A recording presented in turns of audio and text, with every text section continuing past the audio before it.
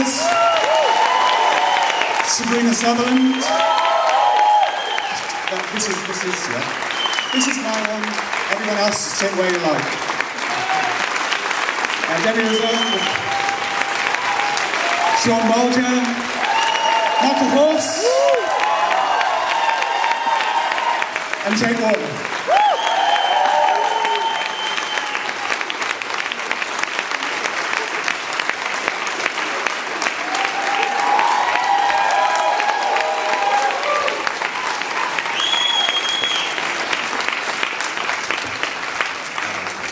This is absolutely incredible. More stars than there are in heaven. As always, everyone in the audience, if you can be thinking about questions that you might want to ask at the end, we'll open it up.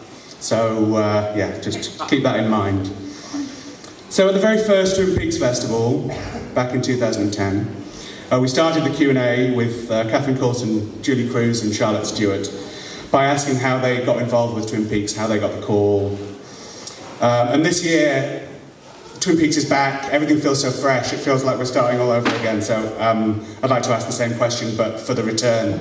Maybe I could start with Sherilyn and James and Michael, the original cast members. I mean, how did you first hear that Twin Peaks was coming back, and what was your reaction?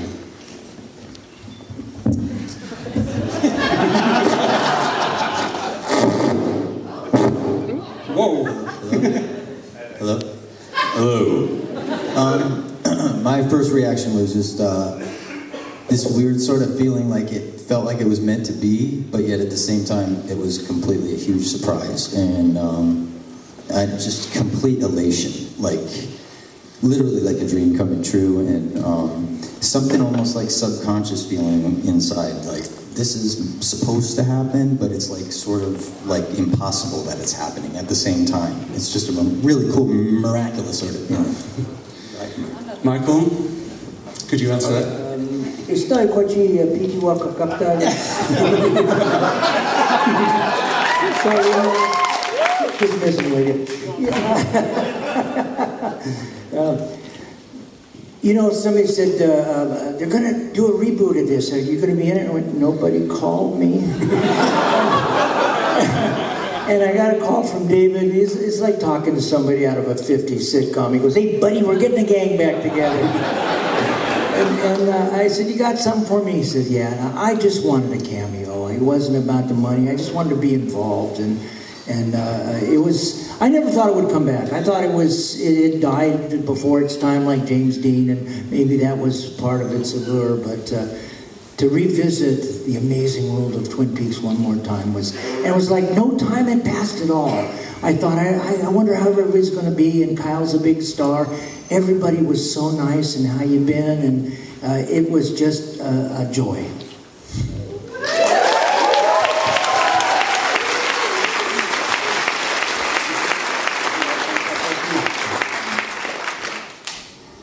Well, I wanted more than a cameo.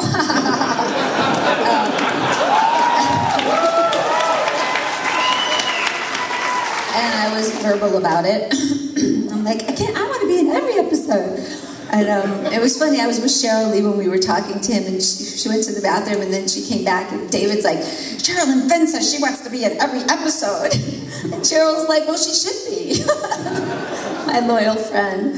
Anyway, we all found out, or I think I heard through the press, or people were texting me, and then I just emailed David and said, I'm not going to believe it until I hear this from you. And, he said, we're doing it, we're all doing it. And I screamed in a restaurant. It was embarrassing. And I ran out, and, just childlike ideas that I'll do Twin Peaks and live happily ever after. Seriously. So I'm really happy to have been able to revisit, and all of you are so amazing. Say good family.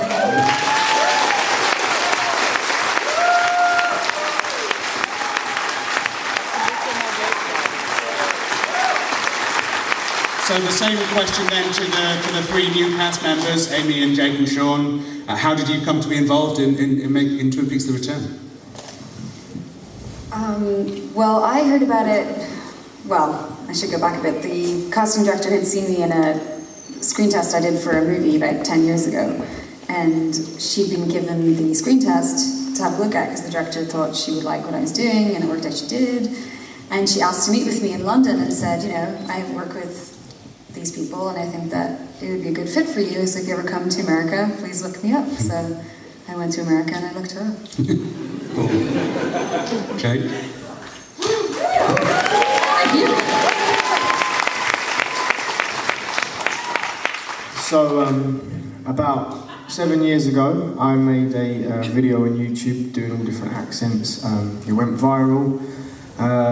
David Lynch saw it, he really loved it, and he got Sabrina to get in touch with me, set up a Skype call, and and he said he wanted me in one of his projects, and we were just Skyping back and forth for a couple of years, and then it was 2014, I think, and he had a Skype with him and he said, have you ever seen Twin Peaks before? And at that point I hadn't. I said I'd heard of it, I've not seen it. A little bit before my time. I was born on the year that the Fire Walk With Me came out, in 1992. So I missed it the first time around. But anyway, so he said, but his reaction was brilliant. It was like, I said, oh no, I haven't seen it. He's like, oh, it doesn't matter. We're making a new one. We're making a new one, and you're going to be in it. And we just went from there. So obviously, when he told me I was going to be in it, I went on Amazon, I bought the box set, and I got up to speed. Fire Walk With Me as well, and Blu-ray, and I just watched the whole lot, really got into it, loved it, and then in 2016, I finally went out there. March 2016, went out there, filmed my scenes, had the best time of my life, and yeah, it's incredible, amazing.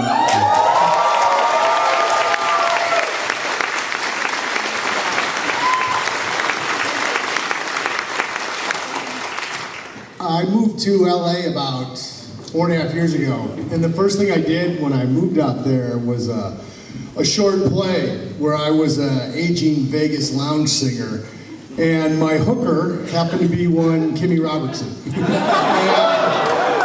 Just love at first sight.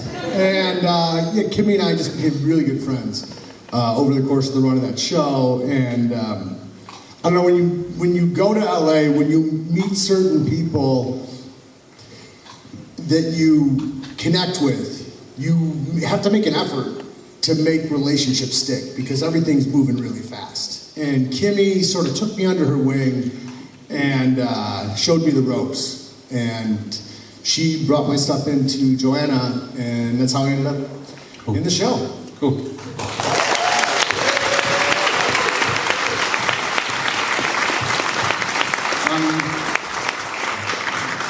Debbie Zoller, if you don't know, was the head of the makeup department on Twin Peaks: The Return. Her CV is, look it up on the IMDb. It's quite something. So I mean, you'd worked on Mad Men and Indiana Jones and The Hunger Games. And what made you want to work on a show like Twin Peaks? What was the kind of the allure of Well, I've worked with David for 21 years right. going on. I started with him and Sabrina on Lost Highway. And that was my first introduction to the world of David Lynch. And I was ruined after that for any other director. And I just said to him, I can't work for anybody else, I just have to work for you. And because he's such an artist and has such an amazing way of communicating with his actors as artists and other artists, and it's just amazing how welcoming he is and how he makes you feel so safe, yet you're doing these things, especially like on Twin Peaks. We got no testing, we weren't allowed to do any pre-tests, so everything was just kind of right there, done at that time. And we did? Yeah. Oh, we did. We had one test. That's right. One test. Yeah. So it's just a trust that you have, that he has with you, and he has with all of his actors, and the same with me. And it's been a tremendous blessing, really. So, and to be here, to see all of you guys dressed up, and feeling this love for all of these characters, it's quite something for me to witness. So, thank you.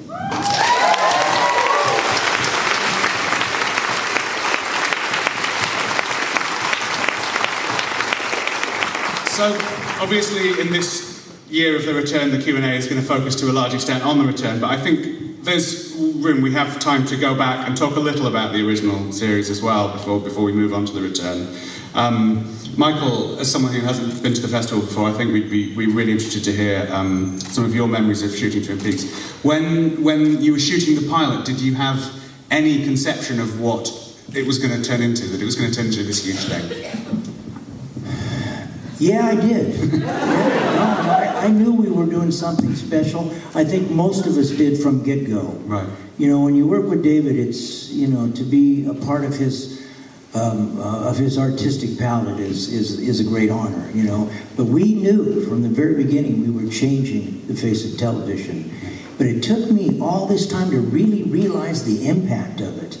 Everything that's out there now, it's American Gods and Taboo and Legion, all has Twin Peaks' DNA all over it. It changed the way that people process television. Yeah.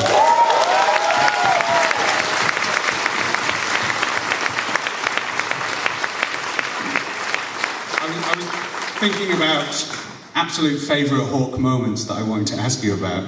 And the one that I always keep coming back to is Diane Shapiro, PhD Brandeis, one woman can make you fly like an eagle. I would imagine that, I'd say at least 90% of the people in this room could recite that poem verbatim. I don't remember it. I don't remember. Do you remember shooting the scene? What was the... Yeah, but I don't remember the poem. No. The fans, they'll go, when you said this, I go, I don't remember it. But what Twin Peaks did, as far as the image of Native Americans in film, it held some mirrors up to some stereotypes and it did away with others. The Hawk was a really intuitive character. It was one of the first times you got to see a Native person in a contemporary role that had, you know, that had families, had love, went to college. Yeah. You know, it was... And he was also one of the few characters who actually does any detecting. Yeah. in the return as well. The Hawk knew what was going on, you know. Yeah. I mean, the Twin Peaks is really rooted in Native culture. You know, we understand that there are many different dimensions in the system of life, and that all things that are alive, you know, for years, you know, Native science, we said, you know, we're all related. And people, well, I'm 2 chromosomes away from the snail darter, you know. We said that, you know, that everything is alive, and people, the rocks are alive. We knew the existence of the atoms and of molecules, you know. And I'm the most un-New Age guy where I live, you know, but up in those woods, those mountains and those trees, they have an entity to them. There is a spirit up there, you know? Yeah, thank you.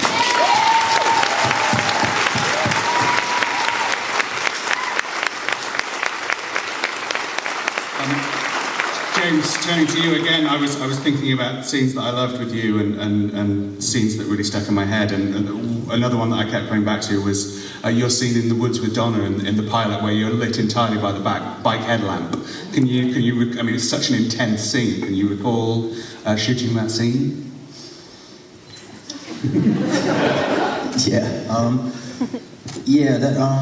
It's like, basically, it's like, we called it Hamburger Hill, but it was like, I thought the whole thing felt like a dream, basically, and then that's the like quote, you know, but it really did, because well, for me, I was 22 years old, and I was walking up like this path with all these people and all these actors and David and everything. We were walking up into these woods for a really long time. Then we come upon a motorcycle, and he says, "Okay, guys, get ready." You know, it's just really neat. You're in the middle of these woods, walking with these people, and there's this bike, you know. And David is like, "Okay, Laura, sit there, James, sit there," and then from then on, for about 14 hours, that was it. And it rained. And that's why we called it Hamburger Hill, because they brought hamburgers up, because the crew, when it rained, the bike and the crew all started sliding. And they brought the hamburgers up because everybody's complaining and everything, and they were soggy, really bad soggy. Yeah, so that was it. And basically, I think we went over that scene. It was like, I think they actually cut the scene down a little bit, and we went over that scene about, I don't know, 14 hours worth of takes, basically, just over and over and over and over. So that whole thing, it was just, you know, and it was so beautifully written. It was one of the most beautifully written things I've ever read. And it was, that was almost daunting, because it was like, I hope I can get near what this is, you know what I mean? Just reading it, I mean, when something's written that beautifully, it just does it to you, and it acts for you, you know what I mean? Yeah. So it would only be you that could mess it up. So yeah, but yeah, it was like one of the most beautiful experiences I ever had, you know, and it was the whole thing up there at the pilot. It was like very dreamlike. Yeah. You know?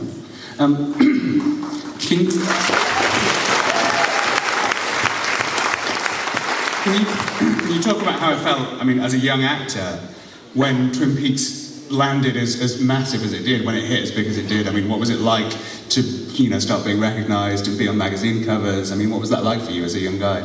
I didn't. I basically, and it was cool that way, sort of, because eventually sort of a trickle of that came in or whatever, but my consciousness really wasn't about sort of like, I don't think I was really driven to really like, I want to be, you know what I mean? I thought it was so trippy and beautiful that I got to work with David and stuff, because, I mean, I was talking to somebody earlier, I grew up on Eraserhead, and yeah, I was about 11, I was telling Sabrina, when they did the Elephant Man tour, I was about 11 years old, and I went to the theater with my dad, and that movie rocked me so hard for about a month and a half every day. Yeah. I almost cried every day because it hurt so bad. Yeah. I was just like, oh, that guy, why, you know? And all I could picture, and the way David did now I know how he works and stuff, the way he did those noises and stuff, and everything's in black and white, and when that guy opened up his cage, you know, clank, clank, you know, and get over it, you know, and he's like, it was just like, you know, and yeah, and then I got to meet the guy, so when I met him, I was just like, you know, and then Eraserhead, you know, I used to sit at like, I don't know, 13, 14 years old, and just sit in front of the TV and rewind it and watch it again. Back in the days of rewind, you know, just rewind it and watch it again. And yeah, it was high comedy to me. I mean, it was like really. So yeah, so to go meet him and everything was really like, you know, it was just very neat. You know, like most people say, it's like you don't expect it. You don't expect him to be like that. So but. Yeah.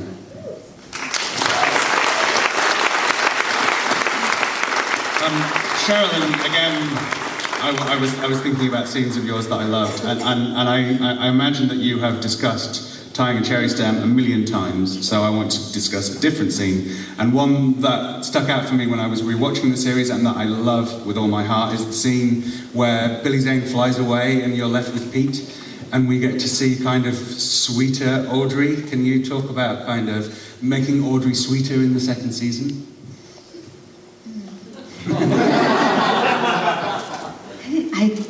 Was she sweeter?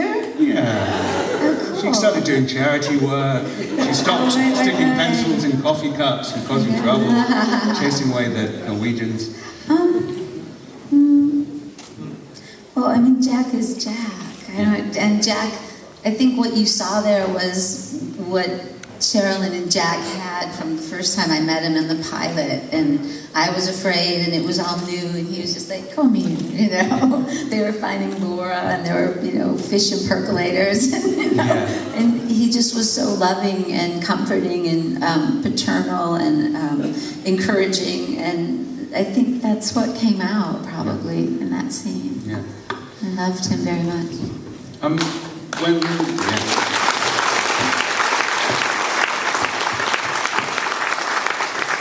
When season 2 came to an end, I mean, James and Michael, you can speak to this as well if you want to, but when season 2 came to an end, did you leave knowing that that was it, or did you have any idea that it would possibly continue?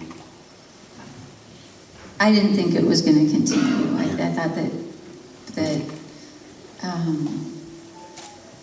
I thought that it had went in a different direction, and that at that point maybe people wanted to go in different directions.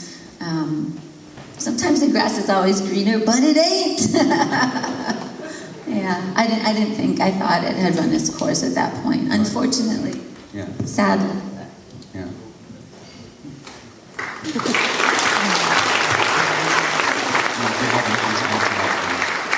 Once question? Whether you thought anything would continue after season 2. It felt like it ended too abruptly and weird, but it, like what Sherilyn just said, the grass is always greener, meaning that like other people were on to other things, you know. And the way it ended, though, like, you know, the way this sort of ended, it did end with her saying, "I'll see you in 25 years," with a very, what I felt like a pronged ending, like, you know, with all these different things coming out of it, you know. And it was like, and that wasn't ending. It's like a firework going off and stopping. Yeah. And then it just ended, it just stopped. So I didn't think either way whether it could come back or not, and certainly in Hollywood you bring anything and do things, but I didn't consciously think, oh, this is going to come back, you know what I mean? Yeah, true. Sabrina, we had a Q&A, just the two of us yesterday, but a lot of the folks here won't have been there, they'll just be here for today. Sorry you missed it. So, you'd worked with David, for those who don't know, Sabrina's worked with David since season 2 of Twin Peaks. Could you talk about how the conversation arose about going back to Twin Peaks, about making the return? Well, I know that Mark contacted David and they decided to start writing again. I think maybe influenced in some way. We were working on the deleted scenes. So it was towards the end of that, so maybe it was just a conversation of doing those things. And then they had been writing a little bit, and they were very private. They weren't saying what they were writing about, but of course, you know, David and Mark are writing. What do you think they're writing about? So finally, David did tell me that they were writing about Twin Peaks, but it was very secret. And, you know, what did I think? And I was very excited. How did you feel when you found out that this was what it was going to be? I think, well, just when I heard that Mark and David were writing, that's when I felt I knew. Right. And I was, like, stunned. Stunned. Never, ever, ever thought Twin Peaks would come back, honestly.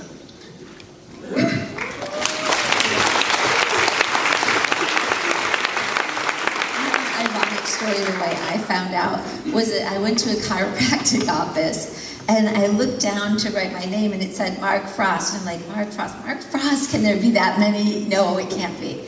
And then so he comes out and we're like, oh, you know, and hugs and kisses and miss you and all that. And then he leaves. And then my doctor comes and is like, oh my gosh, I'm not supposed to, he's writing with David. And I was just like, oh my God. He's like, don't tell anybody. And I was just like, and it was probably like a year or two before. And then I thought, but they can't, it's going away. But it's pretty crazy.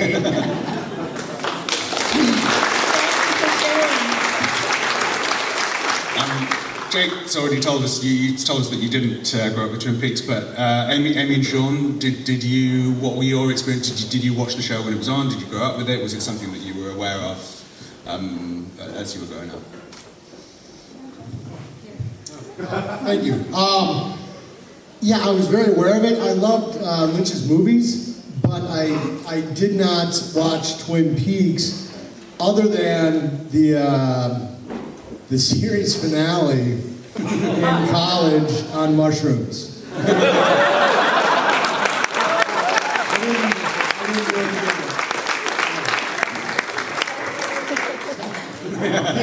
Okay, yeah, that'll do it to you. I only saw it for the first time about 10 years ago. I just wrapped on a movie with a dear friend of mine, and he told me to watch it. He said, you know, Amy, I think this is totally your sense of humor. You're going to love it. So we just binge watched it, and we couldn't get it. We couldn't get Fire Walk With Me in Ireland, and we were like, we just couldn't believe it ended after 2 seasons. We're like, well, where's the rest of it? Where is it? We were like looking for ages. Couldn't find it, but I loved it, absolutely. I only watched Fire Walk With Me just before this series, actually, which I'm glad I did. Yes. Phil Jeffries made no sense to me. I was.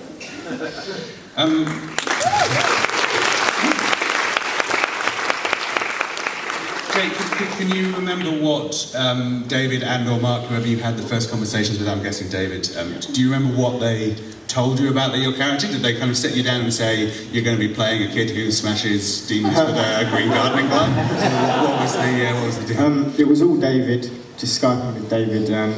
So he told me I was going to be in it in one Skype call, and then another Skype call however many weeks or months later, he gave me more details about my character, and he was literally like, so you're going to be playing a guy called Freddie, he's a cockney, and he has a magic green glove that has super strength. And I think my first reaction was like, cool.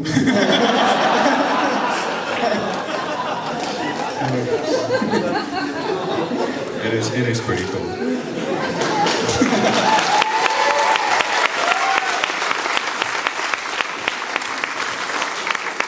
And Amy, I mean, kind of same question for you. How much were you told about your character? And also, Candie seems like a character who develops a lot from being kind of initially very much in the background. She kind of develops a character as the season goes on. So how much did you know about the character and how much did you know about her journey? I just had to burst my way in, really. He just kept on fighting me more. Right. Yeah, it was, I remember, I had no clue what the part was when I booked it, and then they send around your pages, and I was like, oh, it's tiny. It was disappointing. And when I met him for our one-on-one, when he talks to you about who you're playing, I remember just getting two, he mentioned 2 for qualities, like 2, in a very short sentences, and that's all we had to go on. And then I turned up, and when I saw the skeleton of my costume, I screamed, because I met Nancy Steiner, the costume designer, and I walked in, and there was just this really big rail, like really tall rail with these tiny little tutus. And I was like, what is this? And then when they started, God, she must have been so annoyed with me, because every time I turned up, we'd add another piece, like the bustier, and then like a skirt, and then like, oh, will we put in a feather, will we put in gloves? So every week we were trying, we had a few costumes. And then once we got in hair, I think Candie just kind of came out of that. And then, you know, he would make up some scenes, I would come in and I'd be whispered in my ear what I was to say, and, you know, so it was awesome. She just kind of kept fighting her way into more scenes. How involved were you in that process? I mean, was it a conversation between you and David, or was it David just saying, I've decided to do this? Oh, it's David decided to do it. It's like, hey, Lynch, do this for me. No,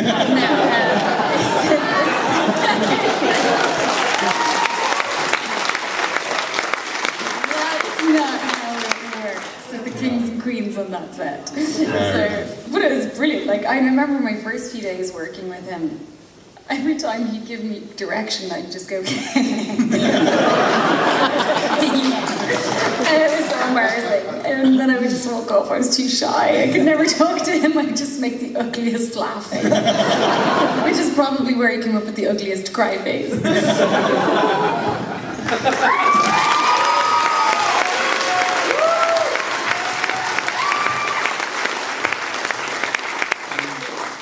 Turning to you, something that Sabrina was talking about yesterday in the Q&A was that David is a director who pays as much attention to little scenes, small moments, the pieces of everything as he does to the kind of big moments.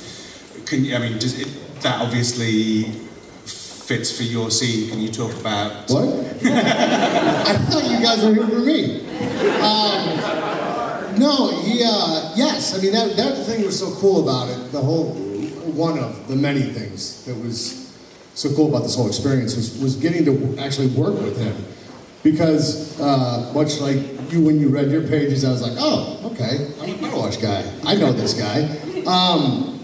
But, you know, like the first thing when I showed up to set that day, David said, okay, Sean, I think your name is Chris. And I was like, oh, I got a name now. This is really working out. Okay. You know, and then we just sort of went through what you know, we didn't go through the motivation of Chris cleaning the windows, but, you know, we just sort of went through what the scene was, and, I mean, to be honest, what he wanted me to do was pretty straightforward, you know? Find the key, hand it to Jade, clean the windows. And it was super clear, and he was super kind and generous about the whole thing. And yeah, it was really great. That's all I would say.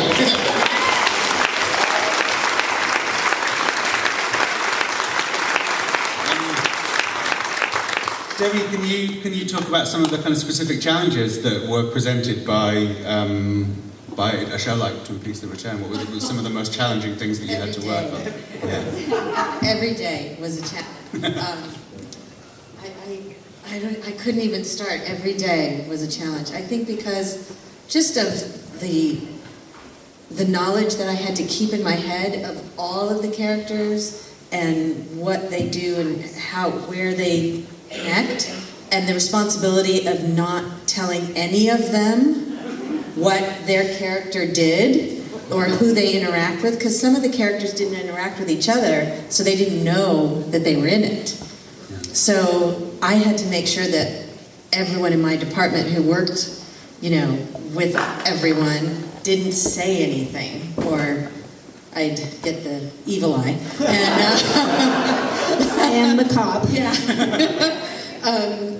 It was a challenge every day, but a welcome challenge, because as an artist, as I said, you can't really prepare for everything. You can prepare for as much as possible, but when each actor would sit in my chair, we would try to talk about their character, and if it was someone who's established in the previous, series, it was a little easier, but for the new ones, we had to use very specific words. We weren't allowed to say too much.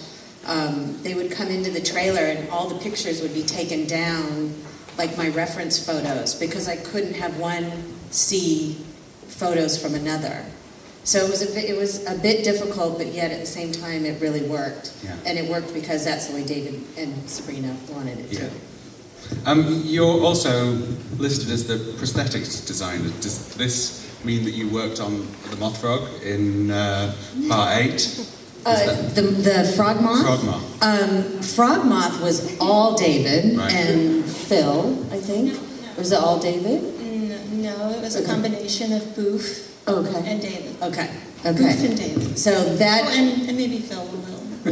That doesn't fall under my Okay. category, but things like NATO and all of the other accoutrements, the drunk was a good one. Yeah, please tell us about that.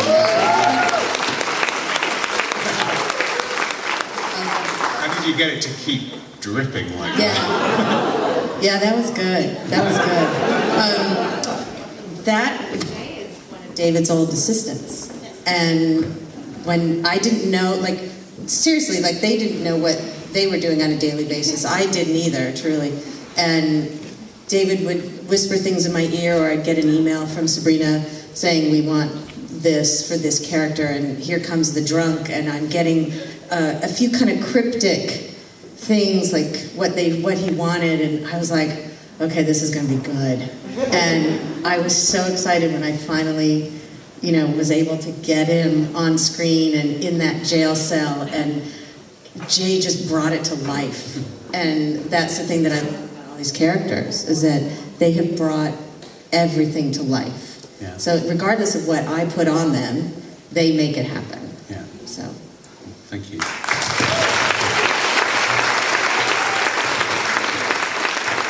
Including Chris. Sabrina, can you talk a little about going back to Snoqualmie? I mean, how did people in the town react to having Twin Peaks rock up again 25 years later and, start shooting it all over again? Oh, that's interesting. North Bend, Snoqualmie, they actually have a rivalry between their two areas a little bit. And I think everybody, for the most part, was very excited about us coming back. But there were a few locations that weren't happy. And when we were touring originally, I mentioned yesterday that David and I went very early in, I guess it was December 2014, and we were there over New Year's, so early 2015. We were looking at locations for possibly not just Twin Peaks, but for outside of Twin Peaks and also new Twin Peaks locations, which there were a few. And we were trying to get them, and a lot of, it was surprising, a lot of those people said, okay. Is this just me? Is this just me? It's just you. Okay.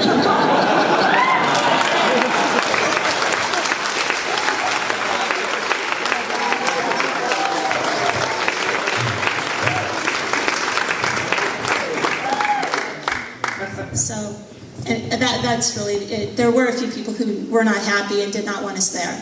But for the most part, people were very welcoming, and the mayors, the city of Seattle, who, you know, really has nothing to do with these other areas, were very welcoming and really wanted us there and happy for us to be there.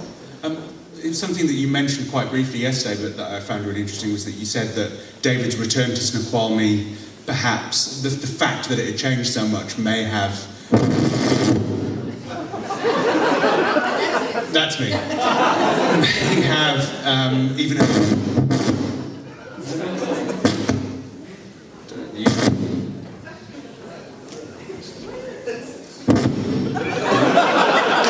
I'm not even breathing. Exactly. Electricity. That his return to the town, seeing the town changed as it was, may have affected the writing of the show. Can you talk about that maybe a little more? Well, I don't think it affected the writing of the show. What it did do, David was very specific that he wanted the locations to be exactly as they were. Right. They were not. You know, 25 years had passed. So we did have to reconstruct certain buildings. And then one in particular, we went to a different location, which was Big Ed's. We had, you know, he got a new gas station 25 years later. He's at a new place. So nothing was really rewritten to accommodate the script, but we had to re-examine locations. Yeah. Sherilyn, James and Michael, how was it for you returning to Snoqualmie after all this time? You know, were things as you remembered them? Was it strange to step back into that place that you maybe hadn't been for quite a long time? No, I shot. I think so. Yeah. Toasty. Oh, I have to go like that. I shot in Los Angeles. Okay. Me too. I wish I went to Snoqualmie. Okay. Right. No, it's like nothing had changed. Conspiracy here, man. No, it's like nothing had changed at all. It was like no time had passed. You know, especially the sheriff's station, even though it was now a place where they train people to drive race cars, but the outside and everything, it was like no time had passed at all. It was very comfortable being back in those situations. Yeah. Was it good? I mean, so many of your scenes are in the woods. Was it nice to kind of be back in the woods? Oh yeah. Yeah. You talk about shooting some of those scenes in the woods. There's a lot of magic up there. Yeah. There's little people live in those woods.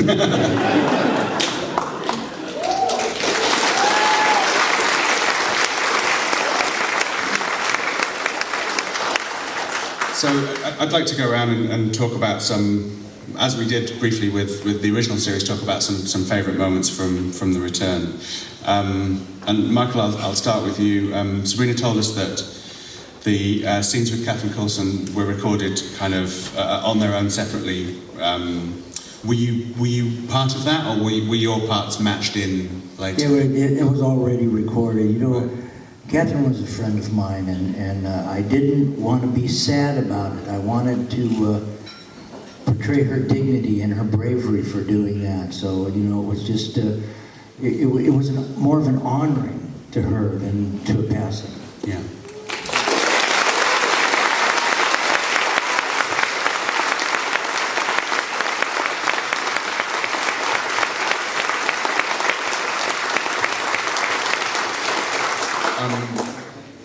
Sherilyn, I'd like to talk about the Audrey's dance scene, which is so incredibly striking. I mean, what was it like to shoot that scene, to be kind of dancing alone in such a big crowd of people? How did it feel? That's a little awkward. But it always felt awkward, even the first time.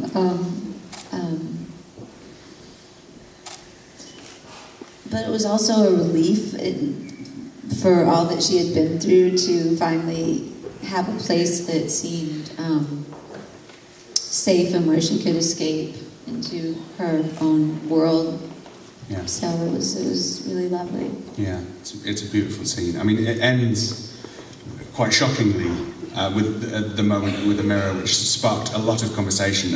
Do you have your own ideas as to what was happening with Audrey, as to what that final shot meant for her? Sure, I mean, but they're simply my ideas because, you know, you can't play something without trying to understand some part of it. And what I feel it parallels with, I just think that we are in a world that is so difficult right now, and it just feels like the flame is turned up, and it's just more intense than it's ever been. And I think that we have a lot of prisons in our own mind, and whether we create them or society or how we grew up, you know, I just think it's a lot of that stuff. So I can completely relate on so many different levels to, you know, I thought the most revealing was who am I? Who am I? You know. So you didn't shoot any scenes with Richard Beamer. Did you visit him and catch up? Did you make the chance to go and say, "Hey, Daddy, how you doing?" I did see him. He came to visit on the set, and it's always good. Yeah. But it was just such a funny conversation with David once, and he was telling, "Well, this is going to happen." And Richard Beamer, your dad. He's my dad. That's it. Yeah. It's cool.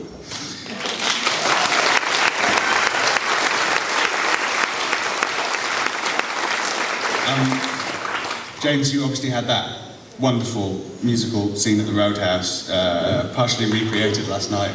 It was beautiful.